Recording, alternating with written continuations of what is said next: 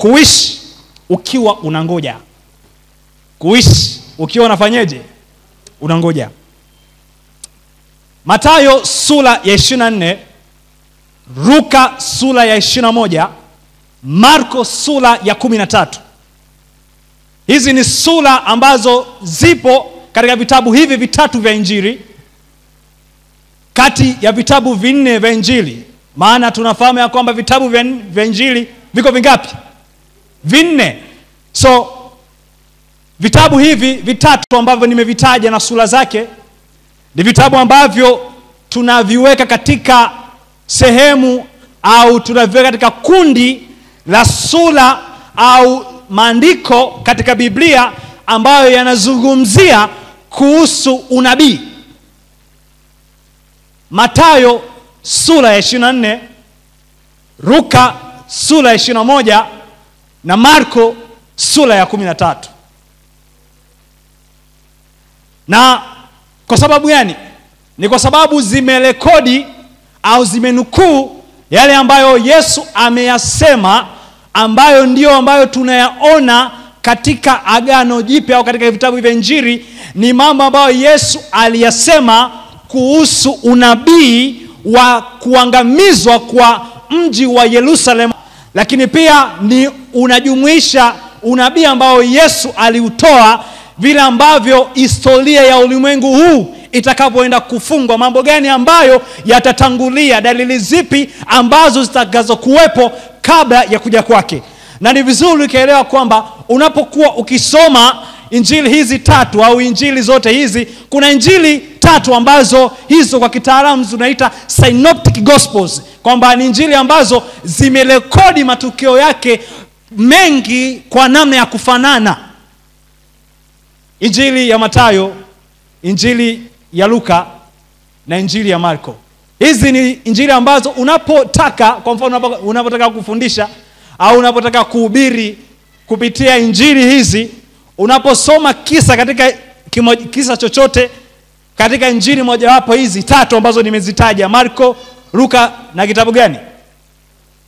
Na Mathayo, hakikisha unatafuta, maana Biblia zetu zina reference ambao unakuta unaposoma zinakuonesha, zingine zimewekwa pembeni, nyingine zimewekwa chini, zinakuonesha kwamba hiki ambacho kimezungumziwa hapa pia kimezungumziwa katika kitabu fulani. Kwa hiyo unaposoma Biblia yako ni vizuri ukawa unalinganisha matukio unapokuwa ukisoma jambo lolote katika injili hizi tatu ambazo nimezitaja. Nimesema hivyo kwa sababu somo letu mahali ambapo limejengwa ili kupata na kuelewa vizuri kile ambacho Yesu alikisema kwa undani zaidi, inabidi tutumie injili tatu. Na Mathayo sura ya 24, Mathayo sura ya 24 inaanza kwa kusema kwamba Yesu akaenda zake, akatoka hekaluni, wanafunzi wake wakamwendea ili kumwonyesha majengo ya hekalu. Si ndio hivyo imeandikwa hivyo? Lakini Marko sura ya 13 mstari wa 3 inasema hivi ya kwamba hata alipokuwa ameketi katika mlima wa Mizeituni kuelekea hekalu, Petro na Yakobo na Yohana na Andrea walimuuliza kwa faragha.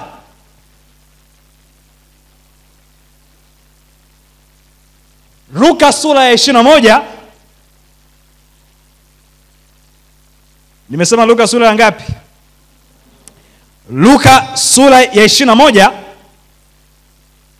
inatuambia mstari wa 5, inatuambia na watu kadha wa kadha walipokuwa wakiongea habari za hekalu, jinsi lilivyopambwa kwa mawe mazuri na sadaka za watu, alisema.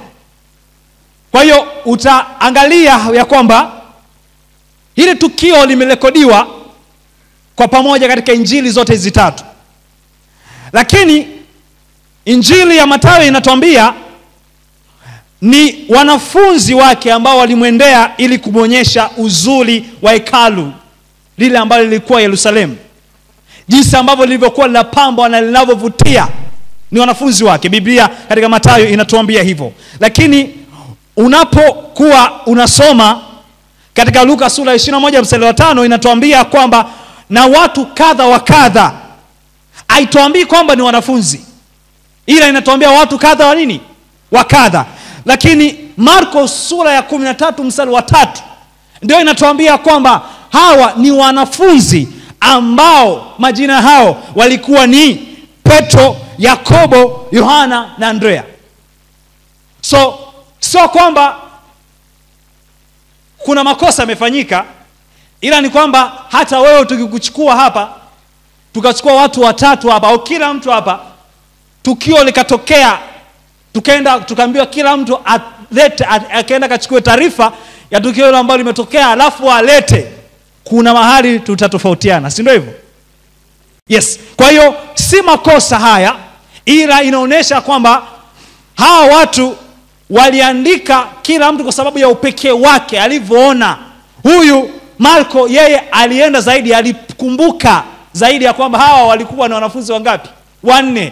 Petro, Yakobo, Yohana na nani?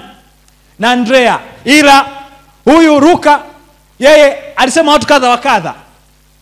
Lakini Mathayo yeye alisema ni wanafunzi. Kwa hiyo si makosa, si kosa lolote hapa ambalo tunalipata, ila inatuonesha vile ambavyo kulikuwa na utofauti hata katika kuandika hapa, kwamba waliandika vile ambavyo walikuwa nakumbusha. Unajua tunaposema Biblia imevuviwa na Roho Mtakatifu, imevuviwa na Mungu Roho Mtakatifu, hatusemi kwamba Biblia iliandikwa kwamba Mungu alikuwa anashusha kila kitu alafu wenyewe anaandika. Yani ilikuwa ni Mungu anashusha, tunaita thought inspiration, kwamba Mungu alikuwa anashusha wenyewe anaandika. No, Mungu alikuwa anawapa ujumbe alafu wenyewe wanaandika kulingana na vile ambavyo wanavyoishi, muktadha wanapoishi. Bwana Yesu asifiwe sana. Na ndio maana kuna mambo mengine katika Biblia ili uyaelewe ni lazima kwanza usome historia ya watu wa kipindi kile, tamaduni yao ilikuwa vipi, ili kuelewa neno hilo. Bwana Yesu asifiwe sana. Hapo nimeongea kitaaluma kidogo. Bwana Yesu asifiwe. Yes, lakini hilo sio kusudi la somo letu. Somo letu ni ya kwamba kuishi unapongoja, kwamba ni namna gani ambavyo tunaweza kuishi tukiwa tunamngoja Yesu Kristo. Yesu alisema tuishi kwa namna gani? Yesu alisema tufanye nini tunapokuwa tukimngoja? Na hivyo hii Injili ya Mathayo sura ya 24 mstari wa 3, wanafunzi wake hawa wakamuuliza kwamba Yesu, walipomwambia na kumwambia Yesu, Bwana, ile hekalu ni nzuri sana, ni nzuri sana. Yesu akamwambia kwamba halitasalia juu ya nini? Ya jiwe ambalo halitabomoshwa. Wakamwambia Bwana, wakamuuliza maswali matatu. Swali la kwanza akamwambia, tuambie mambo hayo yatakuwa lini? Swali la pili wakamuuliza, nayo ni nini dalili ya kuja kwako? Swali la tatu, nayo ni lini dalili ya mwisho wa dunia? Na hivyo katika Mathayo sura ya 24 Yesu akayajibu maswali haya yote. Waliuliza kwamba huku kuharibiwa kwa ile hekalu kutakuwa lini? Lakini wakamuuliza tena kwamba kuja kwako wewe, dalili zipi ambazo zitakazo tuonesha kwamba huyu Yesu yu karibu kuja, kwamba wewe mwalimu wetu u karibu kuja, maana umesema ya kwamba unaenda kutuandalia makao ili na sisi hapa tuwepo hapo ambapo umeenda kutuandalia makao. Lakini pia wakamuuliza swali la tatu ya kwamba hivi dalili ipi tutakazoziona ambazo zitakazotuonesha kwamba mwisho wa dunia u karibu? Na akawajibu ishara za nyakati. Tunaita ishara za nyakati. Aliwajibu ishara 4 za nyakati. Ishara 4 za nyakati ambazo ishara ya kwanza ni katika ulimwengu wa kisiasa. Kama mnakumbuka alisema nini? Nifundishe kidogo. Hapa ninafundisha. Sijaanza kwenda kiroho zaidi. Ninafundisha kwanza. Tunakumbuka alisema kwamba kutakuwa na ishara katika ulimwengu wa kisiasa. Tunakumbuka? Tunakumbuka? Ni zipi ambazo tunazikumbuka? Tufanye ubonge huo hai usije ukasinzia. Ishara za kisiasa katika ulimwengu wa kisiasa. Mnakumbuka hizo ishara? Ni zipi? Yes, taifa litaondoka kupigana taifa jingine. Kutakuwa na matetesi ya vita kila mahali. Lakini pia akatoa ishara katika ulimwengu wa asili, yani mazingira. Akasema nini? Matetemeko, si ndio hivyo? Yes, tauni, magonjwa makubwa, akasema hivyo. Lakini akasema pia ishara katika ulimwengu wa kijamii. Tunakumbuka? Alisema ni ishara gani katika ulimwengu wa kijamii tunayokumbuka? Upendo wa wengi utafanyeje? Utapoa. Lakini akasema ishara katika ulimwengu wa kidini. Tunakumbuka? Akasemaje? Makristo wa uongo, manabii wa uongo, wengine watajitokeza wakisema mimi ni Kristo. Sio hivyo? Yes, hizo ni ishara za nyakati ambazo Yesu alisema nao. Lakini katika hizi ishara, msisitizo zaidi ulikuwa katika ishara za ulimwengu wa kidini. Kwa sababu ndipo ambapo kuna changamoto kubwa kwa washiriki. Ndipo ambapo changamoto itawakumba watu wengi. Maana katika ulimwengu wa kidini, hapa ndipo ambapo shetani atatumia zaidi. Huku wengine atapita, lakini hapa ndipo ambapo anapatumia zaidi. Na sasa hivi tunaona vile ambavyo shetani amevaa vazi la kidini. Ni ishara mbaya sana. Maana ni vigumu kujua shetani amevaa vazi gani la kidini. Amevaa vazi la kidini. Anatenda mambo ambayo huwezi kawaeleza watu na kuwatoa. Anatenda miujiza na ishara kubwa. Wapo wachungaji wanaopaa kabisa, kama mnatazama taarifa habari. Wapo wanapaa, yaani mtu anatembea hewani kabisa. Inatokea. Zipo ishara nyingi, ukienda huko mtano utaziona za kutosha. Lakini ukienda katika kile wanachokifundisha, akiwaandai watu katika kumlaki Yesu, lakini kuandaa kwa lile ambalo Yesu ameliacha watu walifanye, kuwavuta wengine kuja kwake. Haiwaandai, inatangazia amani, usalama, lakini aliwaambia ukweli wa gharama ya Ukristo ilivyo. Kwa shetani amevaa vazi la kidini. Na ndio maana Yesu alipokuwa anazungumza hapa, msisitizo sana ukawa katika ulimwengu wa kidini. Hapo itakuwa changamoto. Maana wapo Waadventista nao wajua, ambao wameliacha kanisa wakaenda kwenye hayo makanisa. Kwa sababu wakasema huku hakuna miujiza. Hakuna. Wapo na wafahamu. Yaani wengine, wakati wengine tunaingia, wenyewe ndo wanatoka. Kwa hiyo hapa ndipo palipo na changamoto, kwa sababu ni vigumu sana kwa wengi kutambua, maana Ibilisi amevaa vazi la kidini. Lakini somo letu lasema kuishi unapongoja. Na hivyo kitabu cha Luka sura ya 21. Luka sura ya 21 mstari wa 34 mpaka 36. Hapo ndipo ambapo somo letu limejengwa.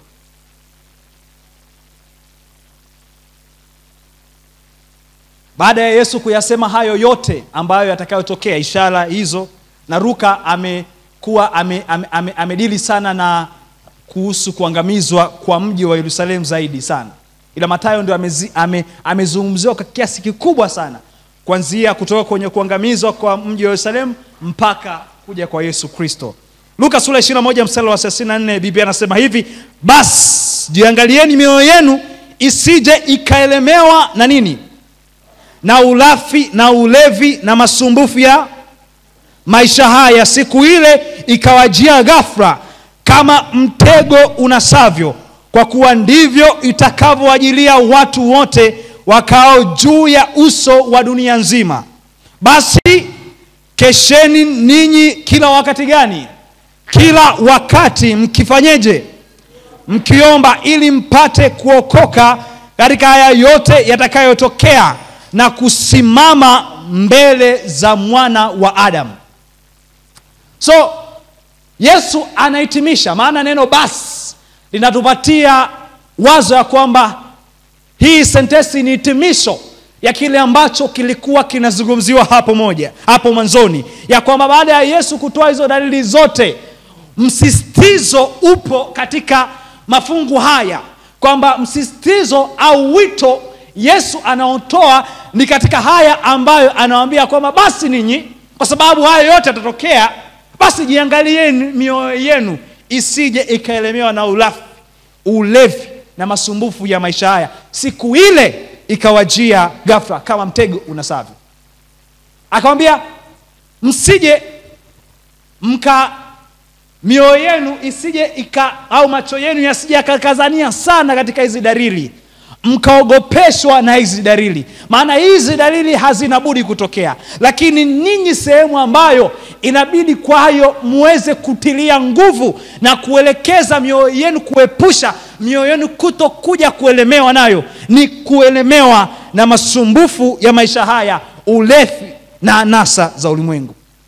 Na hivyo akawaambia basi wakati mnapokuwa mkihakikisha mioyo yenu haielemewi na mambo hayo, basi badala ya mioyo yenu kuelemewa na mambo hayo, mioyo yenu iinuliwe kwa maombi. Bwana Yesu asifiwe sana. Anawaambia basi kesheni mkiomba ili muweze kuokoka katika haya yote yatakayotokea. Ya kwamba haya yote yatakayotokea, kuna watu ambao yatawaondosha wengine, yatawatoa kwa Kristo, wengine watamwacha Kristo watakapokuwa wameshinikizwa na viongozi wa kisiasa, watu watakapokuwa kumetangazwa matangazo ya hatari kwa watu wa Mungu. Kuna watu wataacha Ukristo, lakini anasema ni wale tu ambao watakuwa ni watu ambao wanakesha, ni wale tu ambao watakuwa ni watu ambao wanakesha lakini wakiomba, hao ndio watakaoweza kuokoka katika hayo yote atakayokuja kutokea. Bwana Yesu asifiwe sana. Kwa hiyo Yesu anachotuambia hapa katika Luka sura ya 21, Marko sura ya 13, lakini Mathayo sura ya 24, si kuwasilisha matukio ya kiunabii, ila ni kutuambia sisi ya kwamba ni namna gani ambayo inatupasa kuishi tunapokuwa tukimgoja huyu Yesu. Na unajua jambo ambalo inabidi ufahamu ni kwamba mambo siku hizi, haya mambo yanapokuwa yakijaza mioyo yetu, masumbufu ya maisha haya, watu wako busy, hawana muda na Mungu. Anasa zinapokuwa zimejaa mioyoni mwa wanadamu, lakini pia ulevi, tunaona ni vitu ambavyo vinapata mashabiki sana. Hata matangazo ya pombe ni matangazo ambayo ni mazuri. Uongo kweli? Matangazo ya hizi pombe hizi ni mazuri au mabaya? Si mazuri. Maana anaonyesha mtu akisha kunywa anakuwa na nguvu au anajisikia vizuri, lakini wao yaoneshi matokeo ya mtu akisha kunywa pombe inakuwaje. Ushaona tangazo laonesha mtu akisha kunywa pombe anakuwa analewa, ameumia? Maana Biblia inasema ni nani aliye na maumivu, ni nani anayetoa maneno, ni nani ambaye mwenye majeraha? Ni yule ambaye anayetumia mvinyo. Mithali inasema hivyo. Tunaonaga matangazo hayo kwenye television wakiwa wanatangaza hizo pombe? Hapana. Tutakwazia kwamba ukinywa, light with bite, wewe mtu anaonekana yuko vizuri. Kumbe aoneshi, wewe kaangalie watu wakisha kunywa wanakuaje. Angalia maisha ya watu walevi yako vipi. Ni maisha ambayo hayana future yoyote. Ni maisha yenye uharibifu. Familia nyingi za namna hiyo zimeanguka na kuharibika. Kwa sababu haya yanapojaza mioyo, ni maana yake yanaondoa nafasi ile ambayo Kristo alikuwa anatakiwa awe. Haya yanapokuwa yamejaza mioyo, yanafanya Kristo astamanike mioyoni mwetu. Tamani yote alitokuwa Kristo. Ndio maana auoni mambo ya kidini haya yakishabikiwa sana na watu. Ni kwa sababu mioyo yao imelemewa na mambo haya. Wako bize kutafuta maisha. Wako bize wakijapata maisha wanayatumia kwenye anasa. Kwa Yesu anatupatia sisi namna ya kujiepusha namna ya kumfanya Kristo siku zote awe mpya na wakutamaniwa kila siku iamkayo. Kila siku tunapoamka, yani tamanio letu liwe ni kuishi sawa sawa na huyu Kristo alivyosema. Ni pale tu ambapo tutakuwa ni watu wa kukesha na tukiinua mioyo yetu katika maombi. Na hivyo niwakaribishe katika juma hili tunapokuwa tukimfunulia Mungu mioyo yetu. Tunapokuwa tukimfunulia Mungu yale yaliyo madhaifu yetu, tukimkabidhi yeye ambaye amesema njooni kwangu ninyi nyote msumbukao na kuelemewa na mizigo mizito. Ikiwa kuna vitu ambavyo vilianza kuelemea moyo wako, hii ni fursa ambayo Mungu ametuita katika juma hili kuja kumkabidhi na kumwomba nguvu ya kuweza kushinda, maana peke yetu hatuwezi. Tunahitaji nguvu inayotoka nje yetu. Tunahitaji nguvu hiyo, na nguvu hiyo ni Kristo. Na hivyo siku itakuja ghafla, siku ya kuja kwa Yesu itakuja ghafla. Na ndio maana tunanukuu moja maarufu sana ya Ellen White katika kitabu cha Uinjilisti Evangelism, ukurasa wa 633.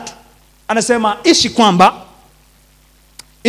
kana kwamba Yesu anakuja leo, na panga kazi zako kana kwamba hata kuja kwa miaka 1000 ijayo. Halo, kwamba inatupasa kuishi kana kwamba Yesu anakuja leo, alafu tupange kazi zetu, tufanye biashara kana kwamba hata kuja hata kwa miaka 1000 ijayo.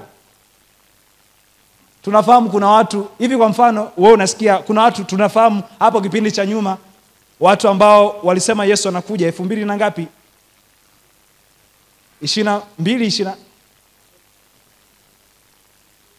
achana hiyo 30 nitakuja pia. Kwa hiyo 2000 hapo kuna watu walitangaza kwamba Yesu anakuja na wakawa wanauza vitu vyao.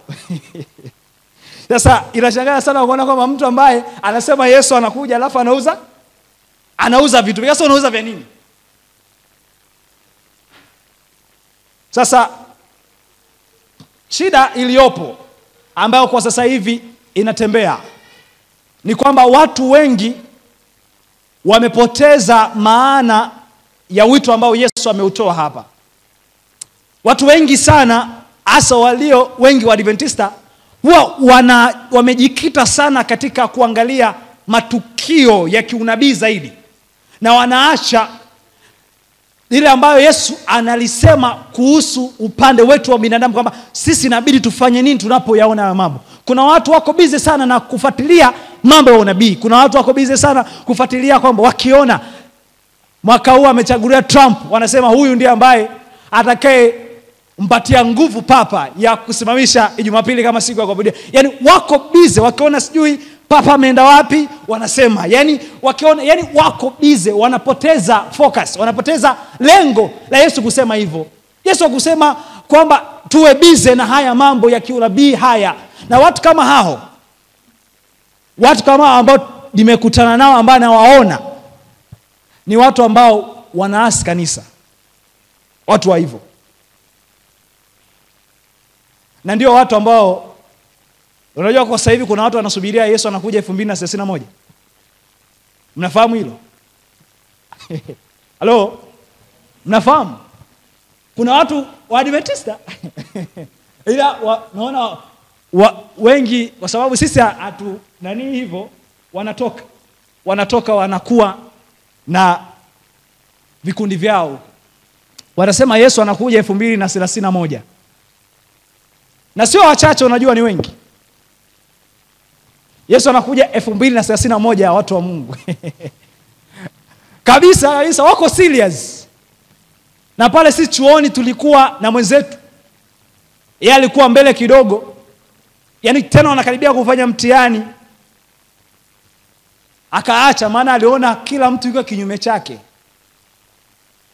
Na tena akawahi kuoa kwa sababu Yesu anakuja 2031. Akasema akija alikuwa tayari ingia kwenye taasisi hii, nimepata uzoefu kidogo. Kwa hiyo huko vuguvugu leo endelea huko, watu wanasema Yesu anakuja 2031. Yaani watu hao ambao wanapoteza lengo ya kile ambacho Yesu amekisema hapa. Yesu amesema sisi, anasema basi nyie angalieni mioyo yenu sije kelemewa na hayo masumbufu, fanyeni kazi, lakini haya masumbufu ya maisha yasiwalemee sana yakawafanya mwe mbali na huyu Yesu.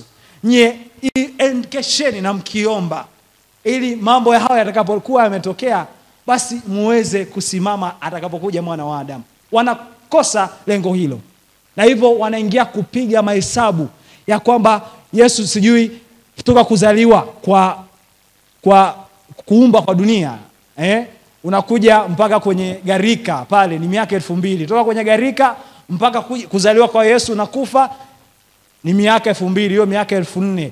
Kwa hiyo sasa kuna nukuu moja hivi Ellen White inasema toka pambano limedumu kwa miaka 6000. Wao wanaangalia ili pambano limedumu kwa miaka 6000. Kwa hiyo pale ni 4000. Kwa hiyo kuna miaka 2000 mbele. Kwa wakiangalia miaka 2000 mbele, wakipiga vizuri wanakuja kwamba inaangukia 2031. Wanasema Yesu anakuja. Na watakuja huku. Watakuja. Naona huko hawajafika, ila vitabu vyao vipo. Kuna magupu, kuna watu wengine tunavyo hivyo vitabu. Wanaendelea kueneza hiyo kitu. Uwe makini usije ukachukuliwa na huo upepo. Bwana Yesu asifiwe. Maana hizo sio lengo la Yesu ambalo alikuwa analihimiza. Watu wa Mungu, Yesu anatuambia ya kwamba tunapokuwa tunangoja, tukumbuke ya kwamba imetupasa kukesha na kufanyeje?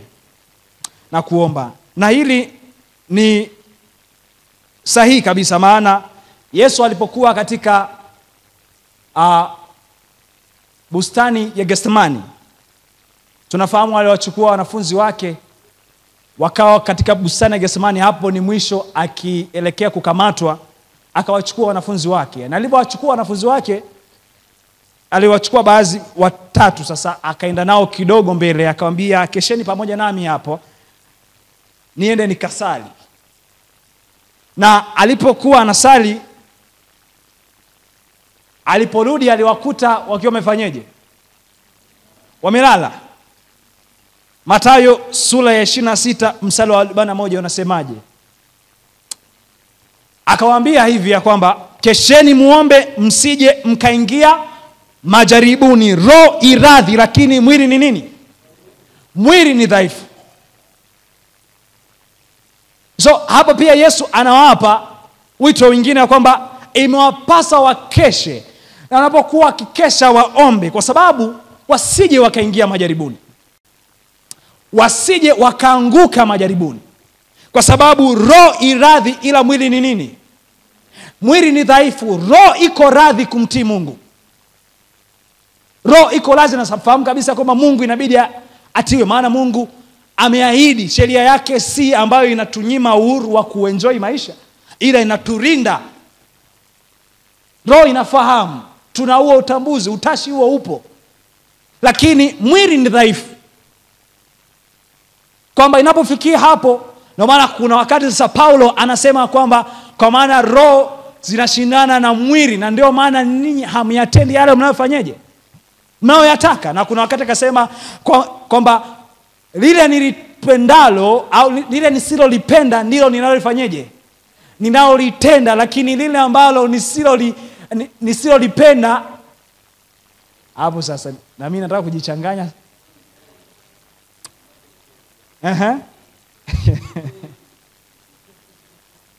Ya kwamba lile ninalolipenda silitendi, ila lile ninalolitenda lile nisilolipenda. Si niko sahihi? Yes. Alafu akasema kwa sababu hiyo, kumbe akasema ole wangu mimi, ni nani atakayeniokoa na huu mwili wa mauti? Ya kwamba huu mwili ni dhaifu.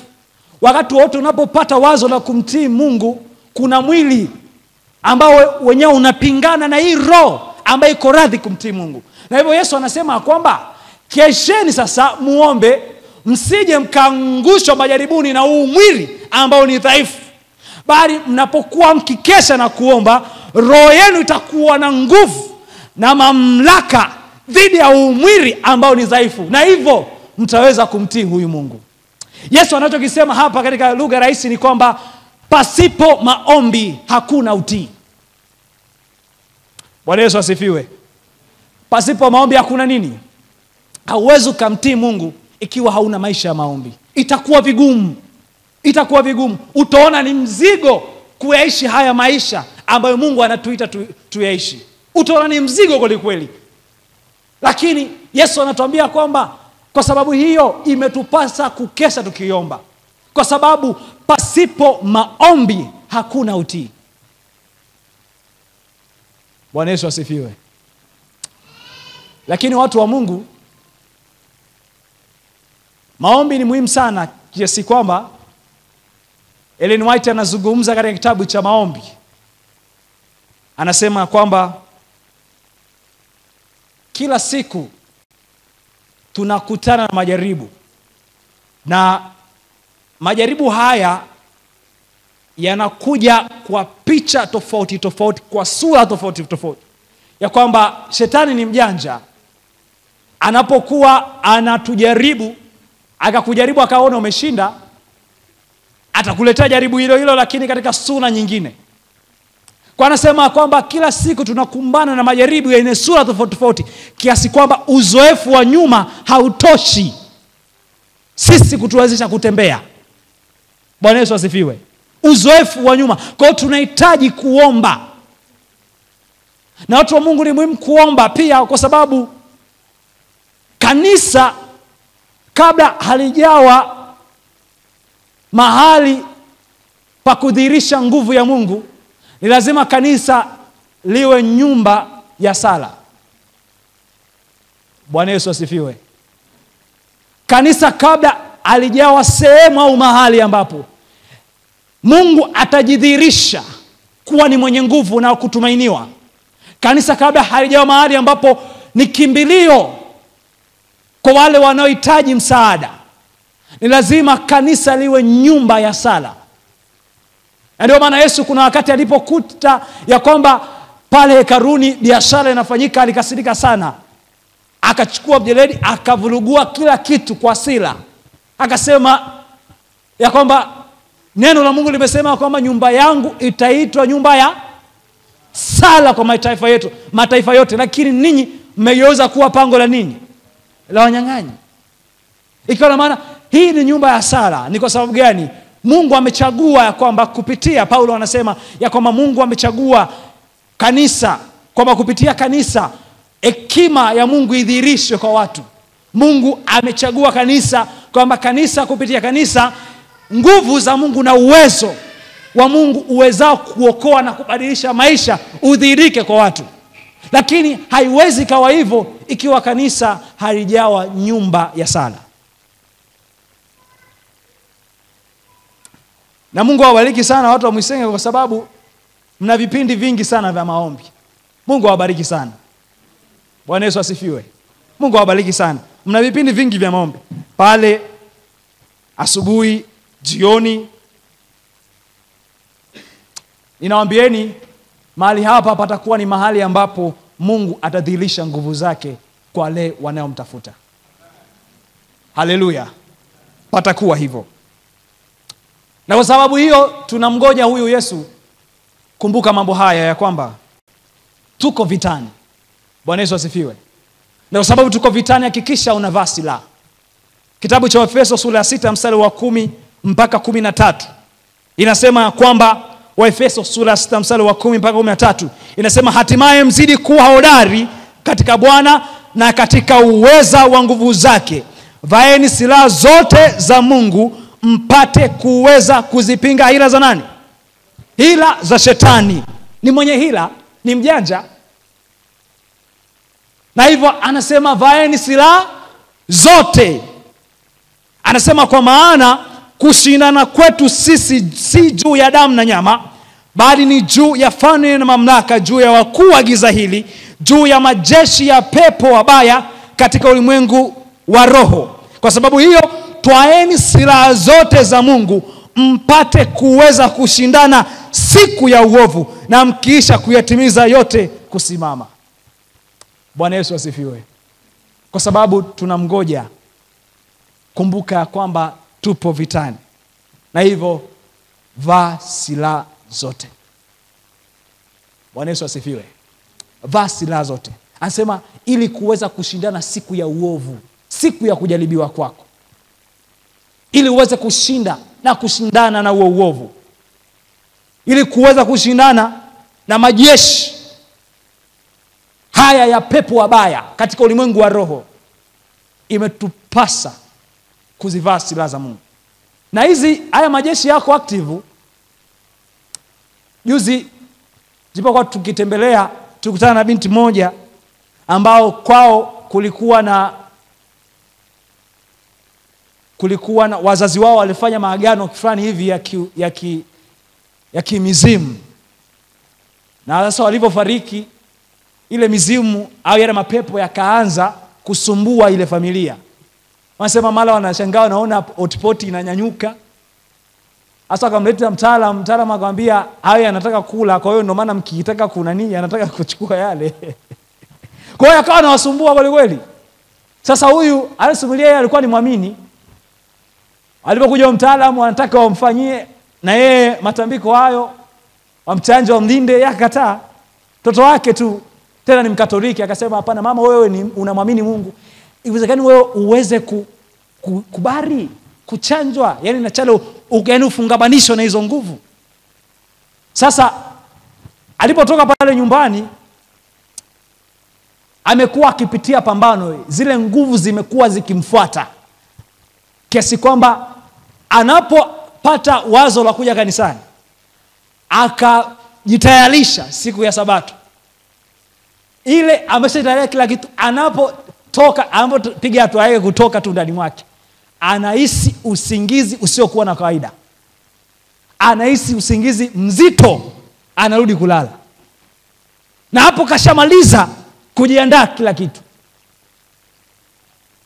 Anapopata hata kwamba kuna hii majuma haya kuzulia ibada za katikati, hapo anapata ile wazo la kuja, nguvu zinamwishia pale tu anapochukua uamuzi wa kuja.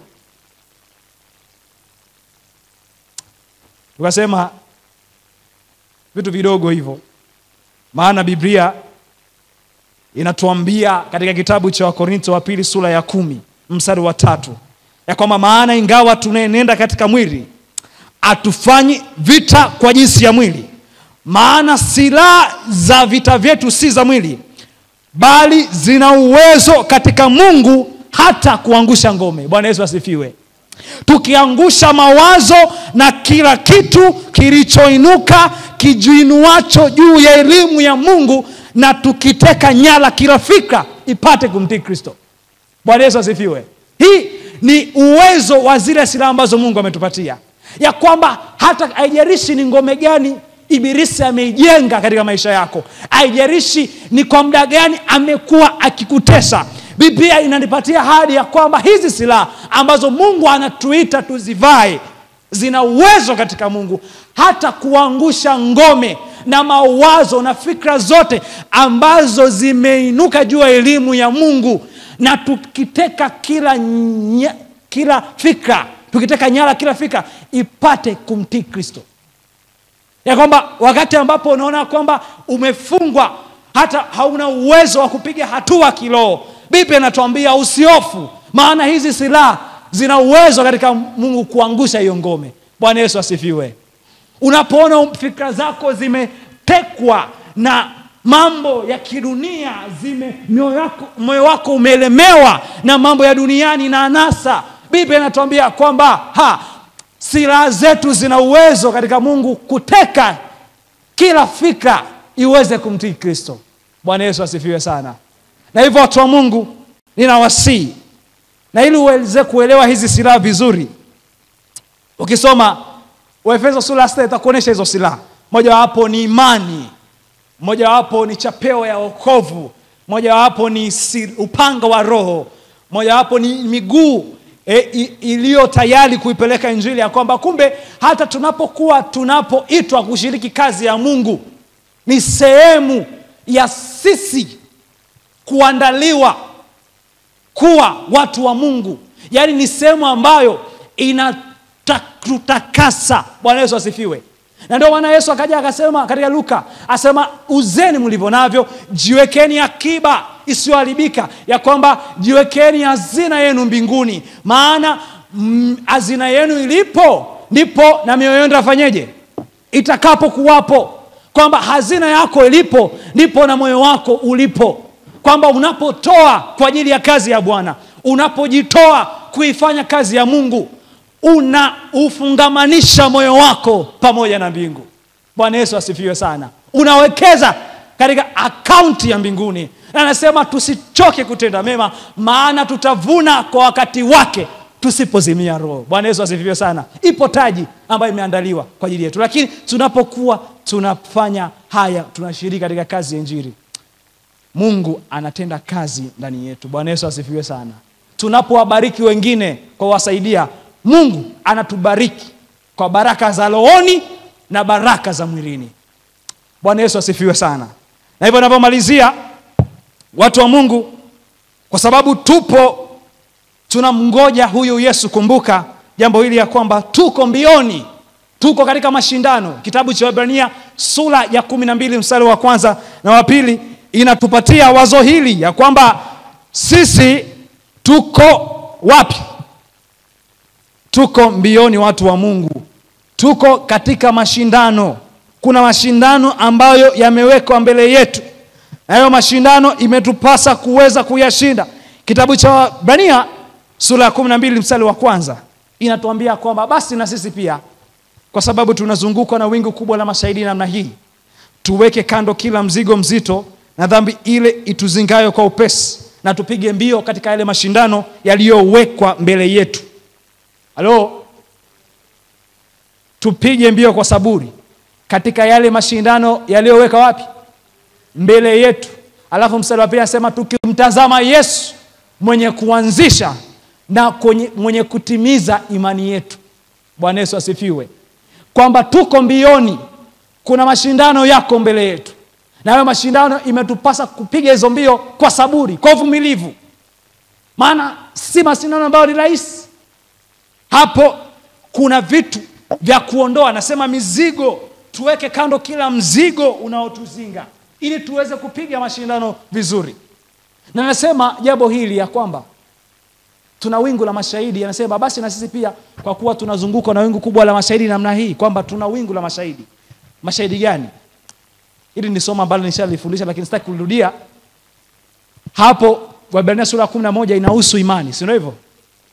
Mstari wa 1, imani ni nini? Waebrania sura ya 11 mstari wa 1. Lakini ukiendelea imetaja mashujaa ambao walishinda kwa sababu ya imani. Na hivyo anaposema sisi pia tunazungukwa na wingu kubwa la mashahidi namna hii, anamaanisha kwamba tunao watu ambao walishinda kwa sababu ya imani yao iliyokuwa thabiti na imara kwa huyu Mungu. Bwana Yesu asifiwe. Tunao watu ambao waliweza kuvuka vikwazo ambavyo vilikuwa vimewekwa mbele yao kwa sababu ya imani yao ilikuwa thabiti kwa huyu Mungu. Na hivyo anasema tunazungukwa, yani hayo matendo yao watu walioshinda yapo katika neno, yanatushuhudia. Lakini wito ni kwamba tukimtazama Yesu mwenye kuanzisha na kutimiza imani yetu, ya kwamba hatuwatazami hao, ila tunamtazama nani? Kristo mwenye kuanzisha na kutimiza imani yetu, ndiye atakaye ikamilisha imani yetu. Na hivyo Mungu atusaidie kukesha tukiomba. Bwana Yesu asifiwe. Kwa sababu hiyo wimbo namba 174,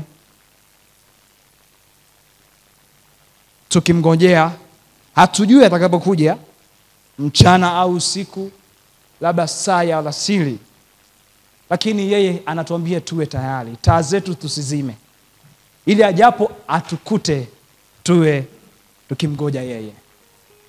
Usimame na wimbo namba 174. Wimbo namba 174.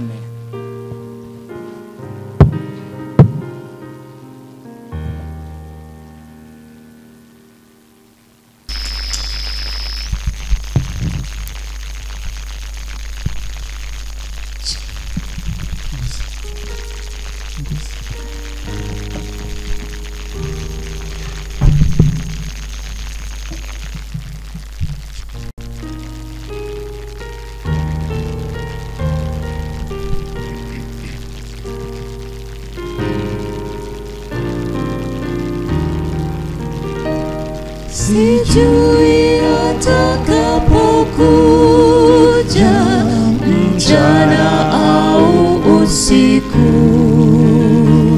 labda saa ya alasiri, pengine ni alfajiri,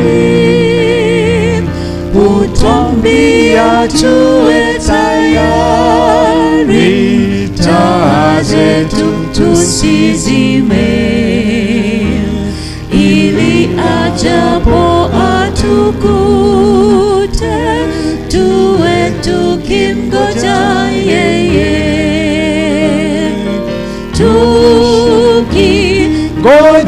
tukingojea,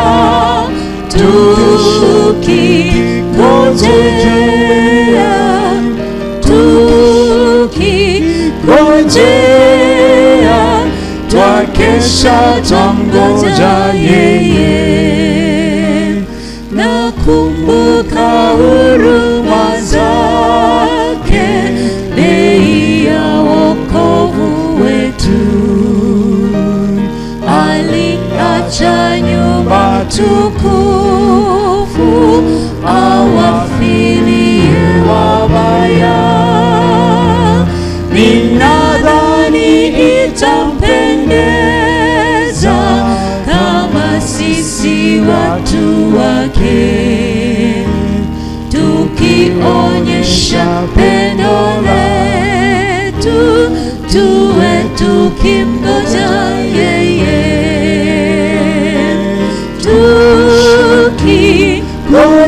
tukingojea,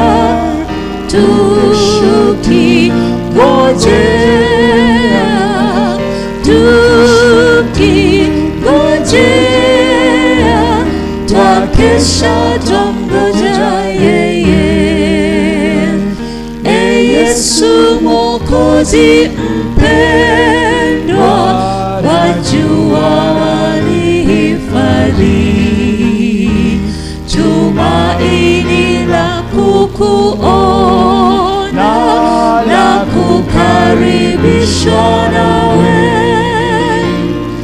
ukija kwa watu wengine kama mhukumu wao, kwangu utakuwa rafiki, na kesha na kungojea, tukingojea,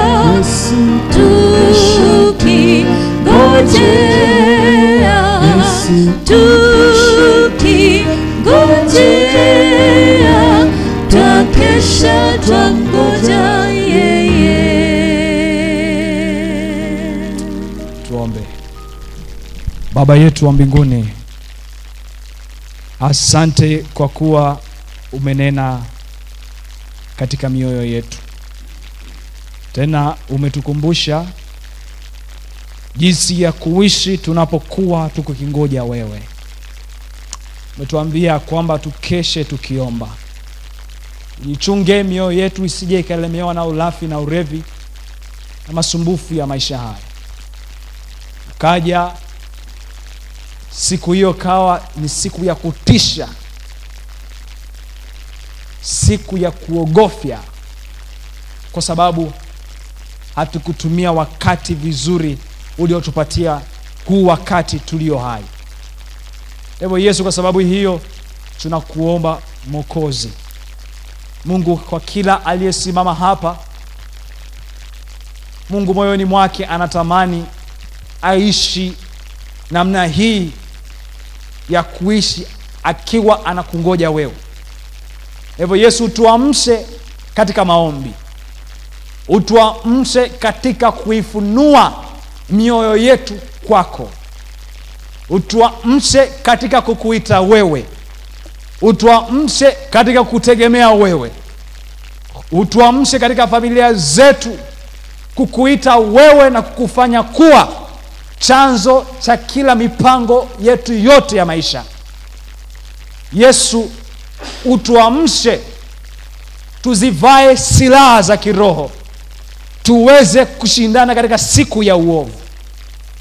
Yesu utuvike, utusaidie tunapokuwa tumelemewa. Baba, tunaomba utuvute kwa upendo wako, kwa rehema zako tushike tena mkono, hata tukijikwaa, tunapokuwa tukikimbia katika mashindano yaliyowekwa mbele yetu.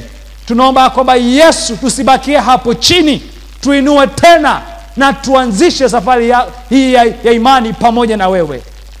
Na hivyo Yesu, tunakuhitaji kuliko hapo mwanzo na kuliko tulivyozani. Sababu hiyo tunaomba uhusiano wetu na wewe uweze kuwa imara. Tusaidie Yesu, tunaamini ya kwamba wewe ni Mungu unayesikiliza kilio chetu, ni Mungu ambaye unasikia kuugua kwetu. Hivyo nakushukuru Mungu kwa ajili ya wote hawa ambao Mungu wameamua kusikia sauti yako. Na Mungu, ombi lao hilo ambalo tumeliwasilisha kwako. Mungu, tunaomba utupokee, uturinde, utuongoze safari pamoja nasi katika juma lote hili na katika shughuli zao zote. Ninakusihi Mwokozi, nenda pamoja nao. Mkono wako wenye baraka, mkono wako wenye kupinga na kuondosha hila za muovu usikae juu ya shughuli na mipango yao. Mungu, ukawe pamoja nasi tena mpaka hapo tutakapokutana kesho asubuhi, katika jina la Yesu Kristo. Amen.